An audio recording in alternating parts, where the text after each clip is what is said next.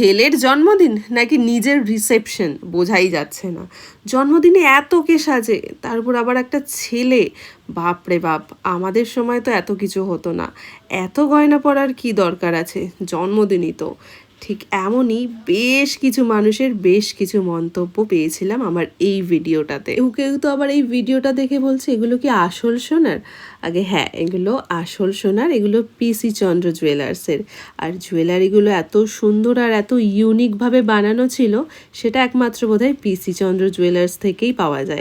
লেহেঙ্গাটা সম্পর্কে যত বলবো ততই বোধহয় কম পড়ে যাবে, কারণ লেহেঙ্গাটা এত সুন্দর আর এত ইউনিক। প্রথমে এটা আমার একটা রাজস্থানি প্রিন্টের মনে হয়েছিল, আর এই গোটা লেহেঙ্গার কালেকশনটাও নিয়েছিল মানিয়াভারের মোহে কালেকশনস থেকে, যেটা কিন্তু নিউ টাউনে রয়েছে। সত্যি আমারও মাঝে মাঝে কিন্তু ওকে ব্রাইডই বলতে ইচ্ছে করছে, কারণ একদম ব্রাইড মানে যেরকমভাবে সাজতে চায় বা তাদের যেই পছন্দগুলো, ওর মধ্যেও কিন্তু সেই একই জিনিস রয়েছে, যেটা আমাকে বলেছিল একটা সেলিব্রিটি গ্লো যেন আমার ফেসে থাকে, একদম চকচকে একটা শাইনি ব্যাপার।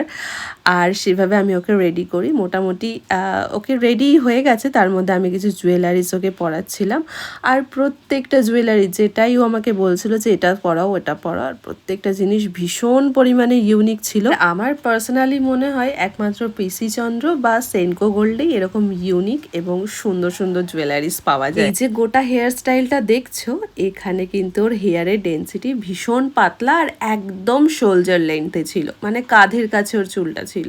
তো সেটাকে একটা এক্সটেনশন দিয়ে আমি সুন্দর করে হেয়ারটাকে সেট করি। এই মেকআপটা করতে আমি চলে গেছিলাম নিউ টাউনের মানি কাসাতে, যেটা আমার লোকেশন থেকে মাত্র 15 থেকে 20 মিনিটের ডিস্টেন্স ছিল।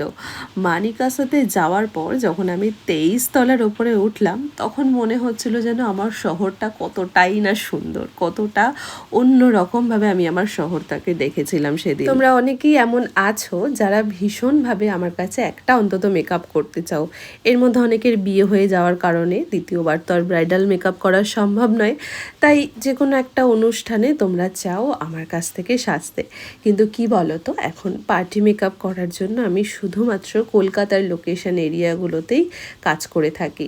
কলকাতার বাইরে যাওয়াটা যেমন সময় সাপেক্ষ, তেমনই কিন্তু পার্টি মেকআপ শুধুমাত্র আমি কলকাতার মধ্যেই করে থাকি।